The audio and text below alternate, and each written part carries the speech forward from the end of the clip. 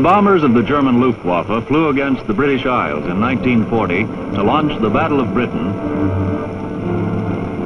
the coast of England was studded with a series of tall wooden towers which had been erected some 2 years before. Within shelters associated with these towers, military personnel intently watched the glowing faces of cathode ray tubes and communicated with interceptor control points and anti-aircraft batteries. As the attacking planes approached the British coast, fighters took off to meet them, and anti-aircraft crews manned their guns.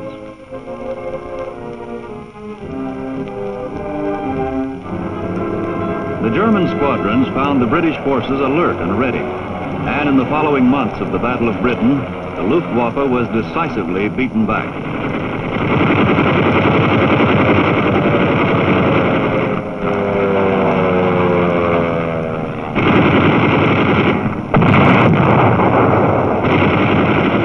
Never, said Winston Churchill, had so many owed so much to so few. Never, he might perhaps have added, could so few have repulsed the fury of the German assault had it not been for those wooden towers and those glowing tubes. For this was radio location, as the English called it, in its first spectacular operational test.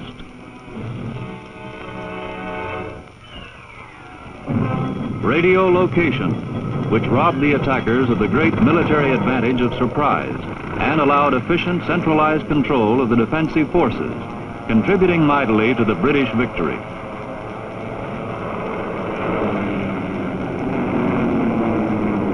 But although this was radio location's first great challenge and triumph, the basic theory of its operation had long been known.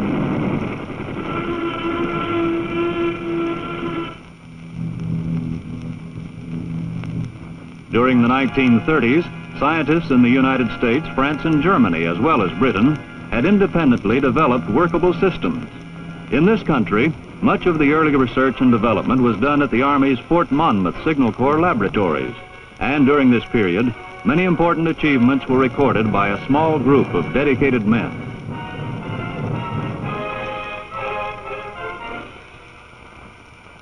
Concurrently, significant discoveries in this field were made by scientists of the Naval Research Laboratory.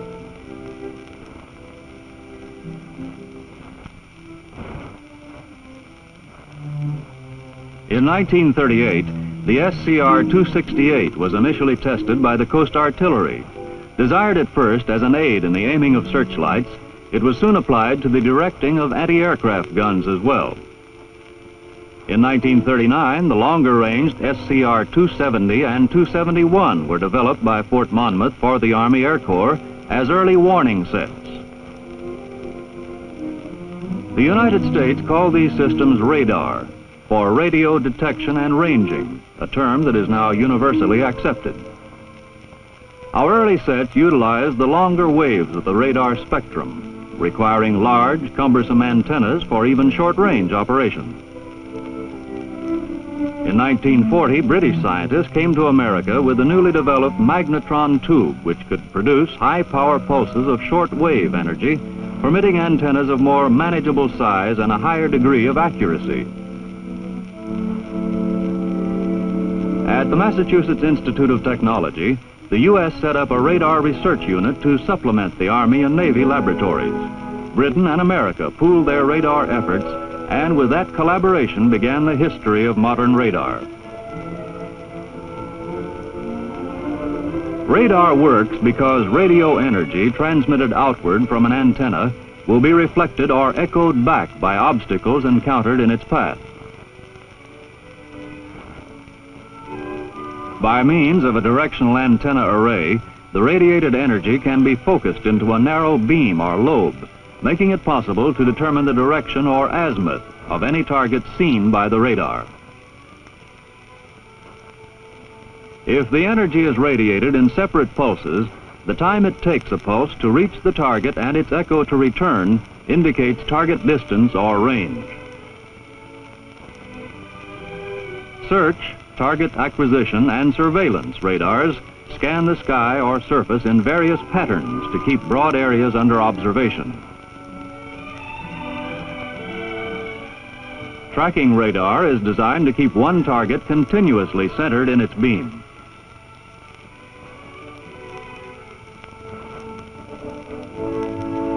Some radars can be used for either search or tracking purposes, and a recently developed system called Track While Scan allows the tracking of targets which are being observed by search radar. Continuous wave, or CW radar, employs separate sending and receiving antennas and is not a pulse signal. It is chiefly used to measure target speed, a radar capability which results from the Doppler effect.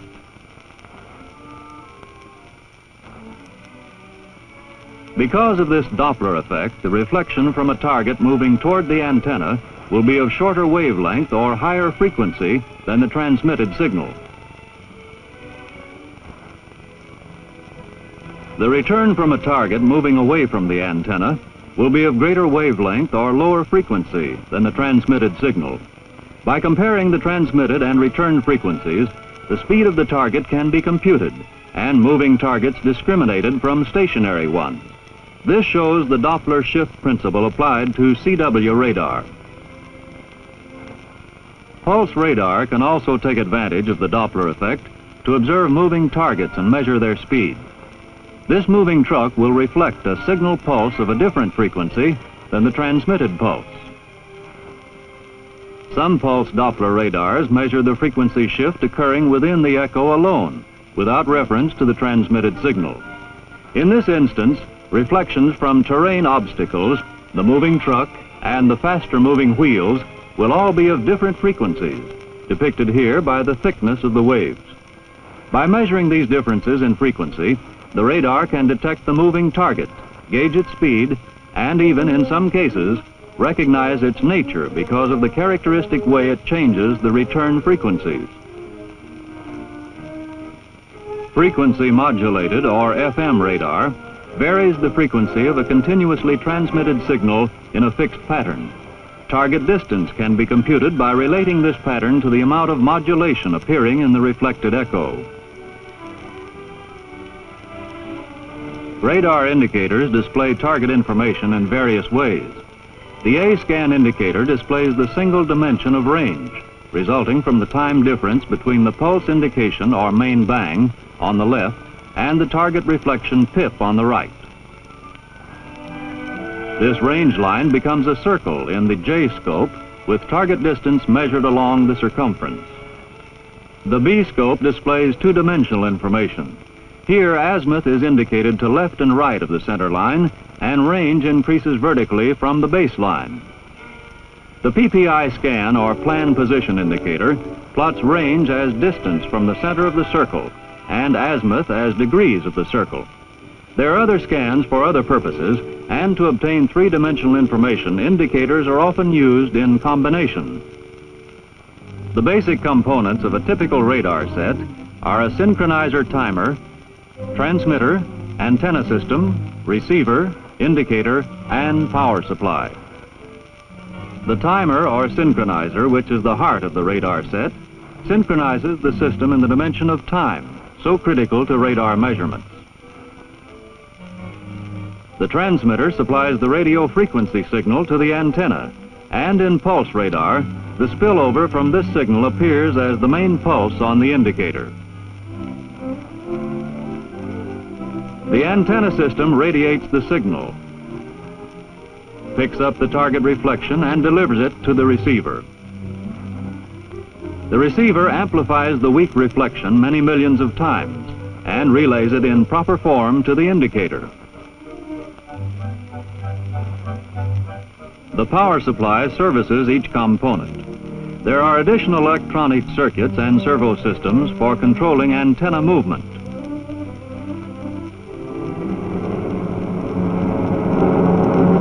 When the Japanese brought World War II to America by their attack on Pearl Harbor, an SCR-270 radar set gave the warning.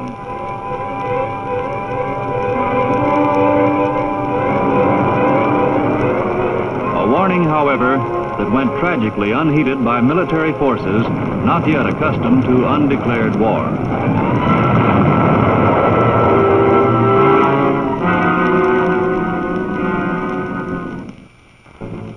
During the embattled years of the Great War that followed, the radar art was advanced by leaps and bounds as American and British groups, always far ahead of the Axis powers, developed radar applications of great scope and variety, which assisted in gaining ultimate victory.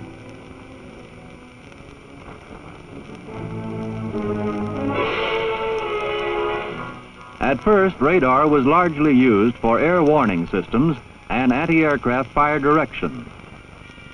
If radar could detect enemy planes, it was obvious that friendly interceptors would also appear on the scope and could be led by radio to their targets. Thus, ground-controlled interception was devised.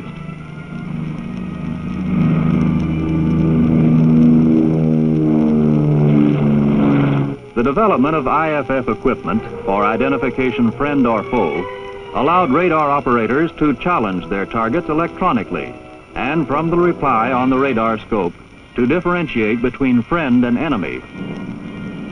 Airborne radar for fire control came into being, first only as a range indicator to aid pilots in daytime gunnery or to warn them of rear attacks by the enemy. Then in more sophisticated versions, as in this tail gun installation on the B-29. And finally, in the Black Widow night fighter, the radar became the eyes of the pilot, leading him to the enemy plane and indicating when it was time to fire and break off the engagement.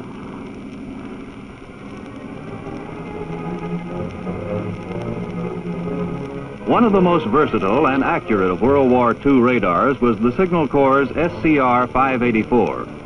With both search and tracking capabilities, the SCR-584 could establish target azimuth or elevation angles within an error range of 1/20th of a degree and a distance within 25 yards at maximum range. This microwave set used a parabolic reflector of high gain or focusing power. Many SCR-584s are still in service today. Some U.S. anti-aircraft batteries equipped with the SCR-584 averaged an enemy craft down for every 40 rounds of ammunition expended.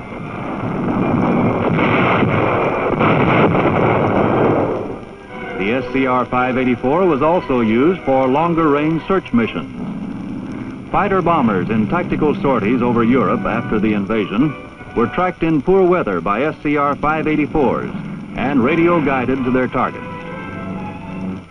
Radar was applied to other bombing techniques by the British and Americans. For night raids over the Ruhr Valley, British Pathfinder planes were equipped with radar beacons, which amplified radar reflections for easier tracking. 2 ground radars in England, tracking the Pathfinder, could lead it to the target city where signal flares were dropped to guide the following bomber fleets.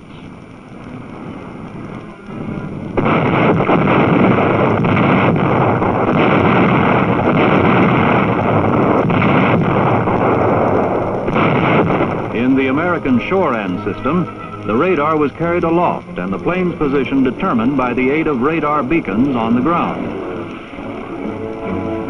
The accuracy of this system was demonstrated when, by its use, our bombers discovered an error in the map position of the island of Corsica.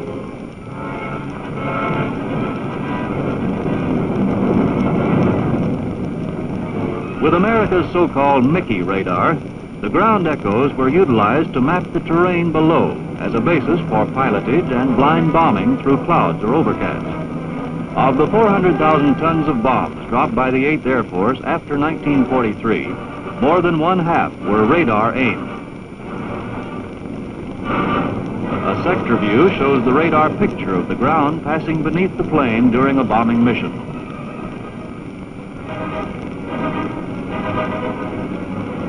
In the Pacific, some 110,000 tons of Japanese shipping were sunk in 1 month by the 14th Air Force bombers, all at night and all by the aid of radar. The U.S. Navy also developed radar techniques for target search and fire control against air and surface targets.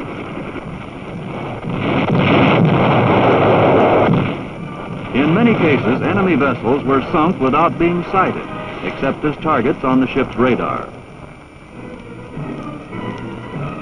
Other naval radar uses included convoy control, search and rescue operations, and harbor security. Applying radar techniques to the anti-submarine campaign in the Atlantic aided substantially in achieving the 1943 mark of about one sinking a day, with most sightings made by radar.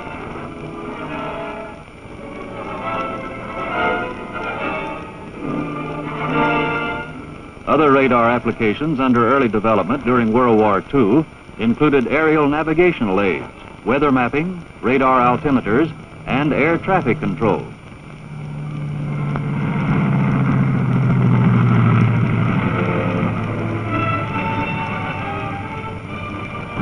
When in the last months of the conflict, British radar stations began picking up fleeting echoes from the German V-2 ballistic missiles, the problems that would face future radar development were foreshadowed.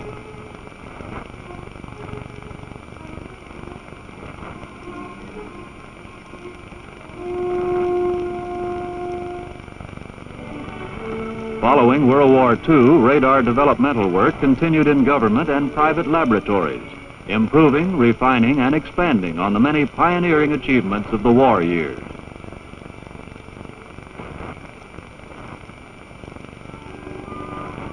And applied to radar systems were new electronic discoveries, such as the powerful klystron tube, wideband amplification of microwave frequencies, and low noise receivers. It became apparent that radar echoes brought back a lot of information about the reflecting objects. The problem was to find ways of extracting this information most efficiently.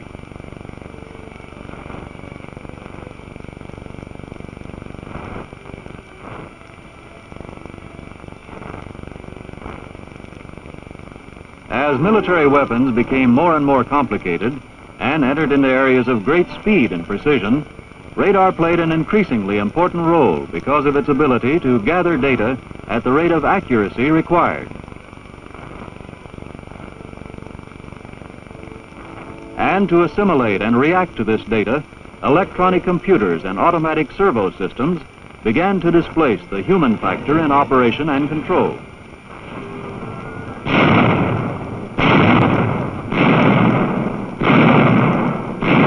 Today, as at its inception, radar is still most widely applied to air defense, as in the giant SAGE system.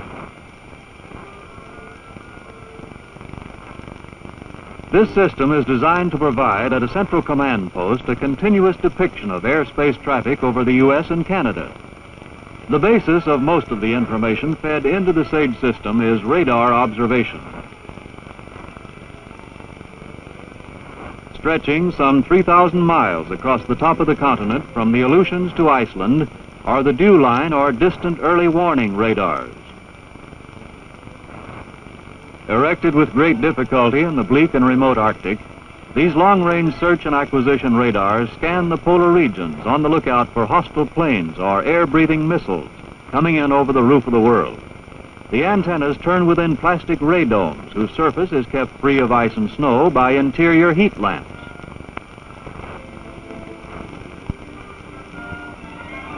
Dew line installations are connected together and to the SAGE system by radio circuits on which target information can be instantly relayed to the central NORAD command post.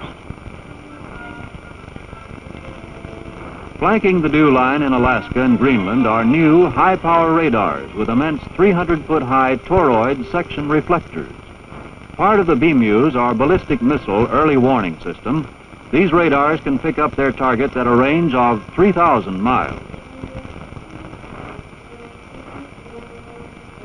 This vast range, with all the special electronic problems it imposes, is necessary because of the lightning speed of modern missiles. Backing up the dew line are two other radar fences, the Mid-Canada line and the Pine Tree line, so that targets moving south can be kept under constant surveillance. Also tied in with the North American Defense Network are the radar barriers guarding our ocean approaches. Navy picket ships maintain a constant vigil far at sea off our coasts. Texas towers standing on slender legs above the waves offer a platform for the radar sentries.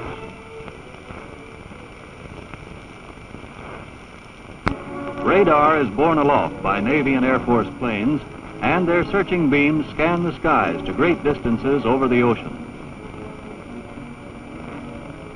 Picket submarines can range the polar seas even above the dew line as advanced outposts of the radar warning system. Radar is designed primarily for search and target acquisition, whether guarding North America or other parts of the free world, or designed for battlefield use, have similar characteristics. A typical example of this type of radar is the AN-FPS-36. This high-power microwave set has a typical paraboloid section antenna reflector. The array can be set for continuous circular scan. The range of this radar is 200 nautical miles. A rectangular waveguide for transmitting the microwave pulse with minimum line loss connects the antenna horn to the equipment within the permanent shelter.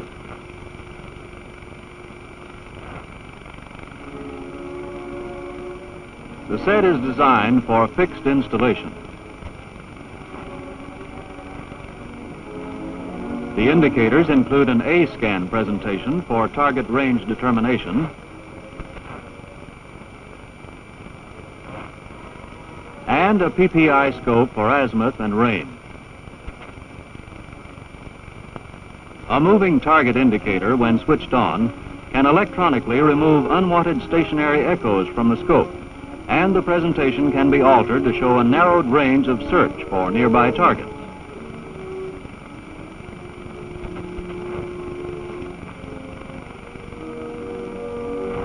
A similar version of this set with slightly less range, the TPS-1D or TPS-1G, can be readily transported and set up in the field.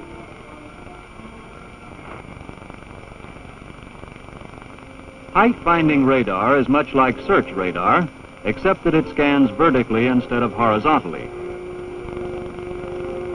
The characteristic appearance of search radar is maintained even in this immense 120-foot wide version, the FPS-24. If search radar guarding the ramparts of our continent should pick up an unfriendly intruder, the information would be relayed to a regional control center, and from there to the central NORAD command post, from where would come the decision for action.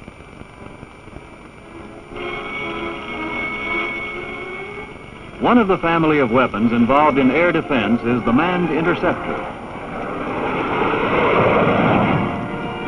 Radar-supplied information on location of the interceptors and the intruders is fed to computers from which emerge the data which is transmitted to the interceptor pilots.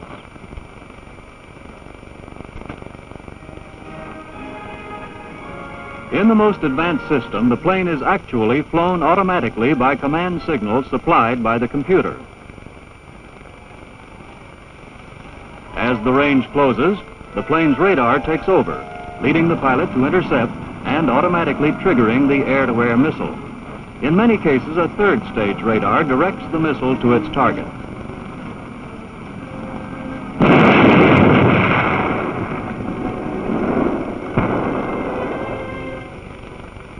The Navy's Sparrow, in one of its versions, is a semi-active homing missile, tracking the target which is illuminated by the launching plane's radar.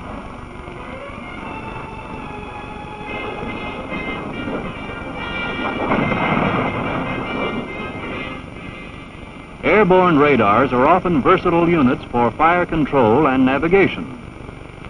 In this system, there is a gun aiming scope at the top and a B-scope at the bottom. A friendly IFF response is shown appearing on the B-scope. Here, the B-scope is used as a navigational aid, showing terrain features. This airborne search radar can be used for fire control, navigation, and storm avoidance, and in conjunction with a sonobuoy for anti-submarine warfare.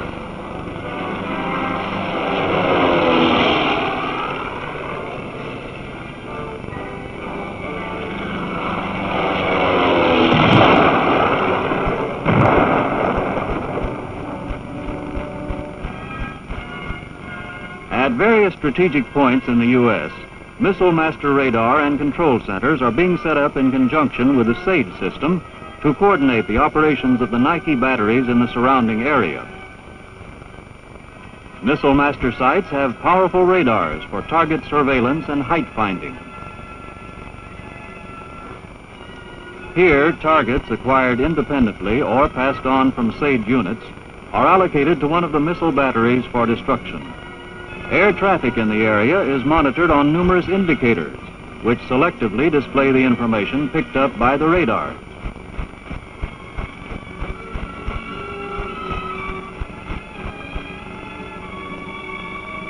Under Missile Master control are the Nike Hercules and the shorter range Ajax. The Nike weapon system utilizes radar for target acquisition, target tracking, and missile tracking. After the target is acquired, the target tracker locks on. The missile radar then locks on, and the computer then indicates when the missile can be fired.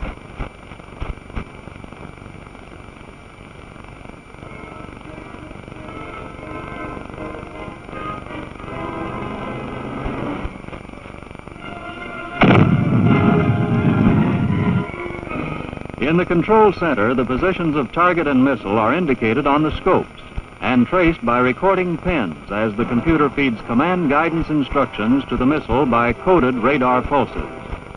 The Nikes carry radar beacons to permit more positive tracking than is possible from only skin reflection. And then, the kill.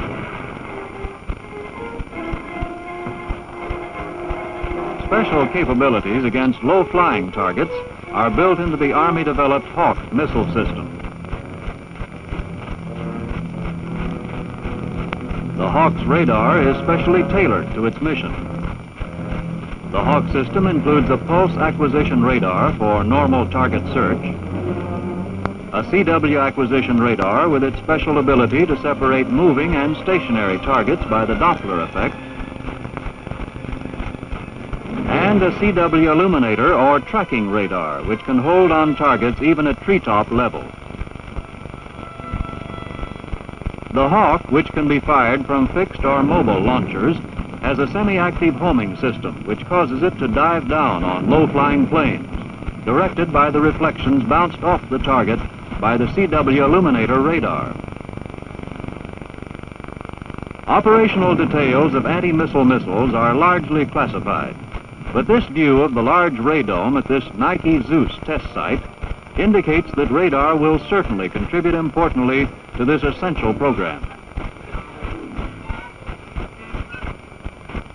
Since surface targets are stationary or slow-moving, radar in this area is used to monitor only the position and speed of the missile, so that it can be guided to conform with a predetermined trajectory or visual sighting, as here with the Army's Lacrosse.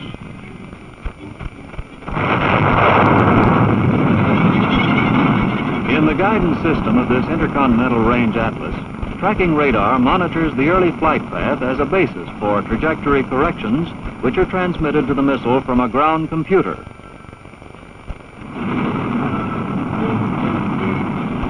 Radar is also essential for tracking test missiles downrange from Cape Canaveral into the South Atlantic and for the recovery of nose cones and instrument packages. A powerful new radar, the FPS-16, has been mounted aboard a naval vessel for such missile tracking operations. Depicted here is this radar's tracking ability on a jet fighter traveling 460 miles an hour at 10,000 feet. The plane is slightly off-center because the antenna is tracking a radar beacon in the left wingtip pod of the jet. At the Army Signal Corps laboratories, this 50-foot antenna bounced a radar echo off the moon, providing this A-scope view of the actual occurrence.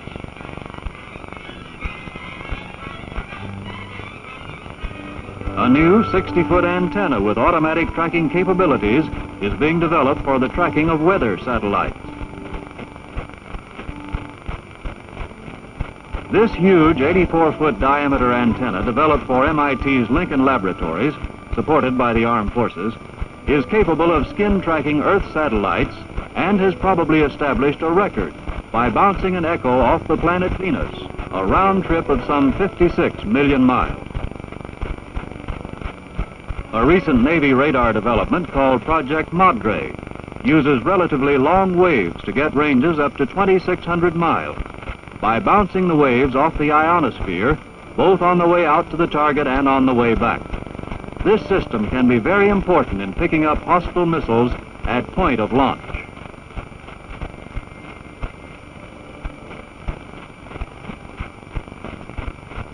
But all radar developments have not been concerned with missiles in space and anti-aircraft protection. During the Korean War, the MPQ-10 mortar locating radar performed distinguished service in the tracking of enemy mortar shells as a means of directing counterfire. Servo controls drive the antenna array for horizontal or vertical search, as well as during automatic tracking. When a target appears on the B-scope indicator, the operator places range and azimuth lines over the echo.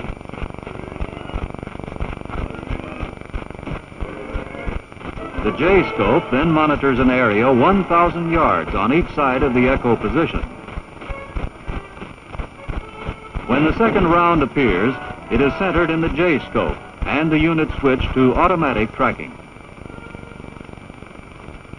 From the track trajectory of the round, location of the enemy mortar can be determined for directing counter-battery fire.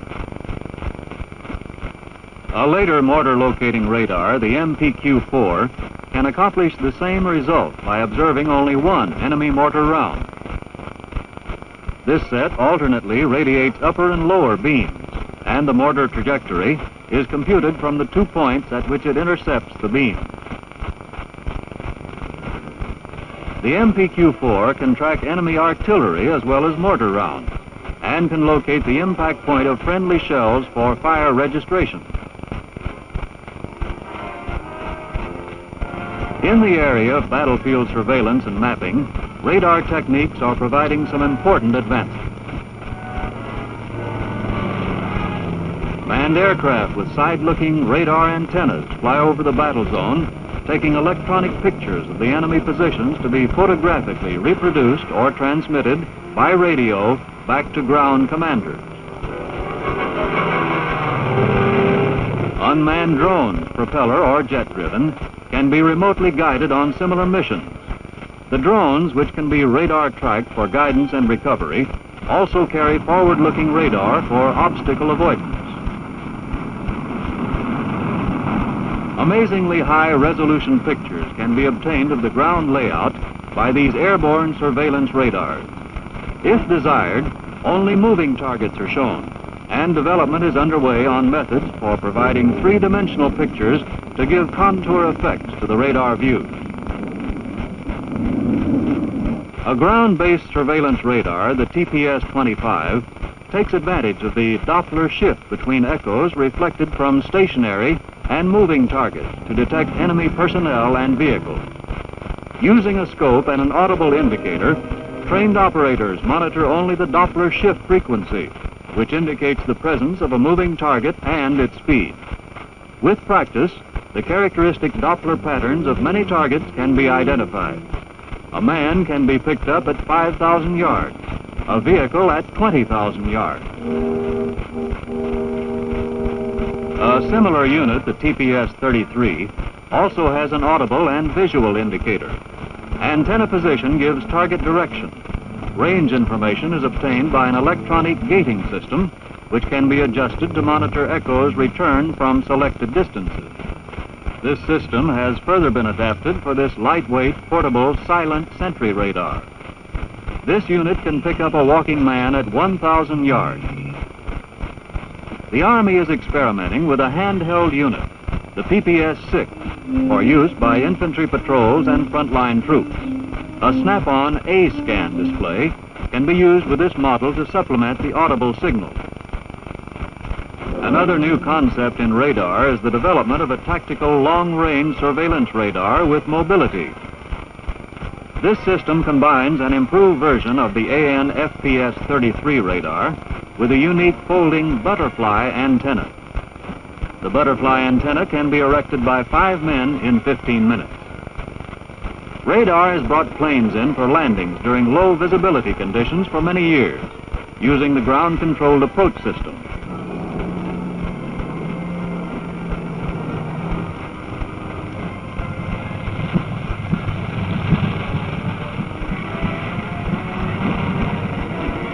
This military GCA unit monitors azimuth, elevation, and range, indicating the position of the aircraft in relation to the runway and allowing the operator to talk the pilot to touchdown. Ground-based radar that can spot a rainstorm at 250 miles is being used for local weather forecasting. With a range and height indicating scope, a side view of the storm can be presented along with the plan view to give the three-dimensional weather depiction. Hurricane hunting planes of the Navy regularly patrol the Caribbean during the season to get radar pictures of the giant tropical storms to aid predictions of their course and velocity. A special radar unit has been developed by the Signal Corps for determination of cloud base height and overcast thickness. Radar is a navigational aid of first importance for civilian merchant ships.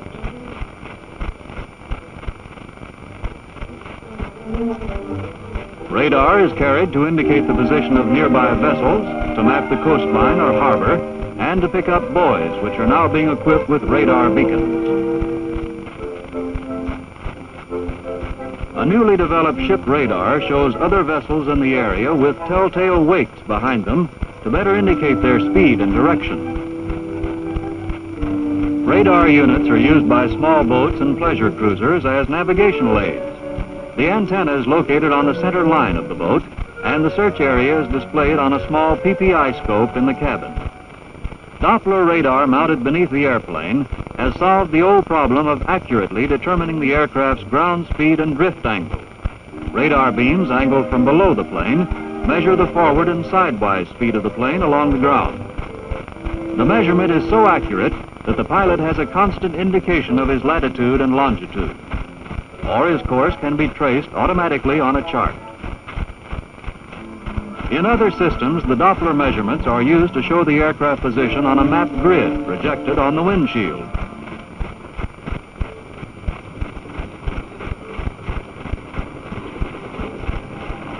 Aircraft also use radar absolute altimeters and terrain avoidance radar to indicate mountains ahead.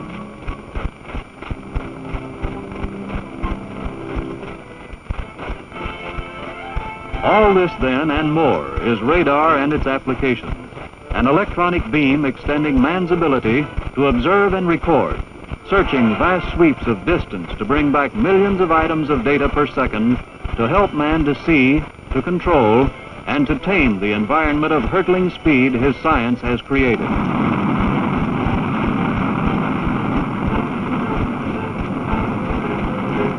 In the future, radar eyes will more completely direct the traffic of our crowded airspace. Collisions will be automatically prevented in the air, on the sea, and perhaps even along the ground. The family car may be controlled by a radar beam scanning a strip of metallic paint, coated to give speed and location data. Radar defense sentries will detect aggressor planes or missiles anywhere in the world and direct counter missiles to destroy them in flight.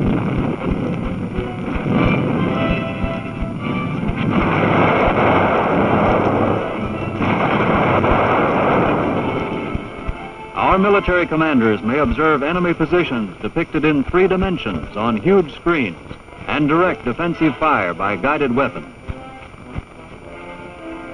Radar will reach into space to lead man on his greatest adventure and bring him safely home again. The exciting world of the future, in fact, can scarcely be envisioned without granting a place of primary importance to wondrous radar and its myriad applications.